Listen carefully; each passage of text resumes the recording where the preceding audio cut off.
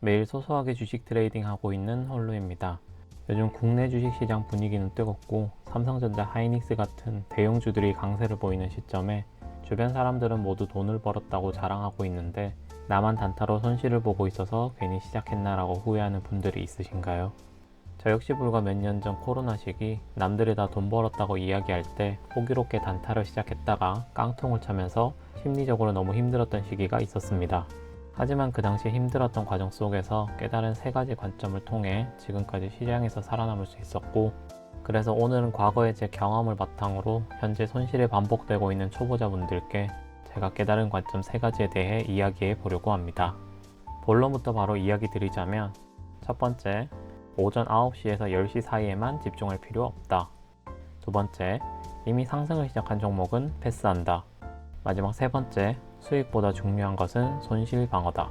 이렇게 세 가지입니다. 이전 영상에서도 한번 이야기를 한 적이 있었지만 지금도 여전히 단타는 시장에서 가장 활발한 시간대인 오전장 초반에 빠르게 매매를 하고 끝내야 한다고 생각하는 분들이 많습니다. 그렇다고 이 말이 전혀 잘못되었다고 말하는 것은 아닙니다. 그리고 투자 방식에 따라서 장 초반에 집중해야 하는 매매도 분명 존재합니다. 하지만 단타를 이제 막 시작하는 초보자에게 이 말은 오히려 실패와 좌절감만 키울 수도 있습니다.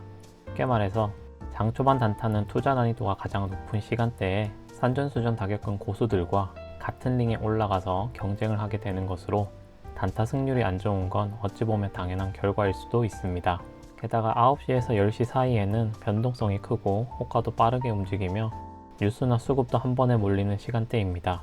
즉, 초보자 입장에서 시장 흐름을 제대로 읽기보다는 쫓아가기 바쁘고, 그러다 보면 계획된 매매가 아닌 감정에 의한 뇌동 매매가 나올 확률이 높습니다.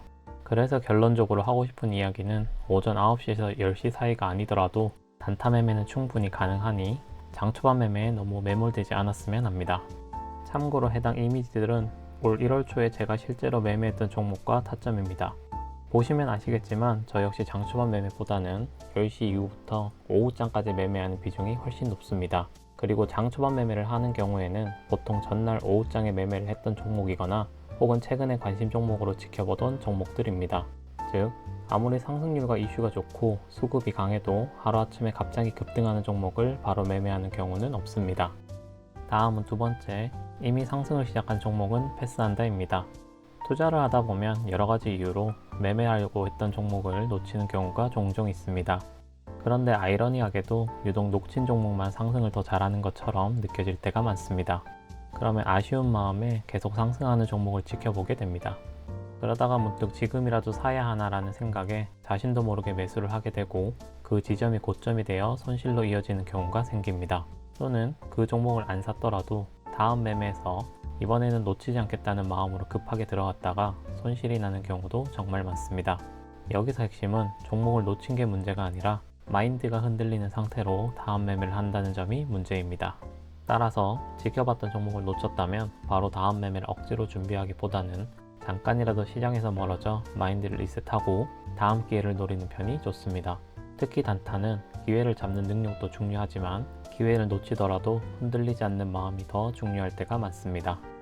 마지막 세 번째, 수익보다 중요한 건 손실 방어입니다. 주식 투자의 목적은 수익을 내는 것이지만 수익에만 집착을 하면 무리한 매매를 하기가 쉽습니다. 즉, 수익이 나더라도 더 큰 수익을 보려고 무리를 하고 한번 손실이 나면 빨리 만회하려고 더 무리를 하게 됩니다. 결국 이런 흐름이 반복되면 손실이 누적되는 방향으로 가기가 쉽습니다. 그런데 반대로 수익보다 손실 방어가 중요하다는 마인드로 접근을 하면 무리한 매매가 줄어들고 손실이 커질 확률도 낮아집니다. 쉽게 말해서 급등하는 종목을 놓쳐도 다음 종목을 기다릴 수 있고 더 큰 손실로 번지지 않도록 관리하게 됩니다. 그리고 여기서 한 가지 중요한 점은 이 과정이 반복되다 보면 자연스럽게 수익이 쌓이는 구조가 만들어지게 됩니다. 그래서 단타는 특히 한 번의 대박이 아니라 작게 지키는 습관이 쌓이고 쌓여서 좋은 결과로 이어지게 됩니다. 결론적으로 손실을 줄이는 사람이 시장에서 살아남고 또 그렇게 살아남은 사람들에게 기회가 주어지며 이런 과정을 꾸준히 반복할 수 있는 사람만이 시장에서 살아남게 됩니다. 이상 주식 투자 홀로서기를 위해 열심히 공부하고 있는 홀로분들께 이 영상이 조금이나마 도움이 되었기를 바랍니다. 끝까지 들어주셔서 감사합니다.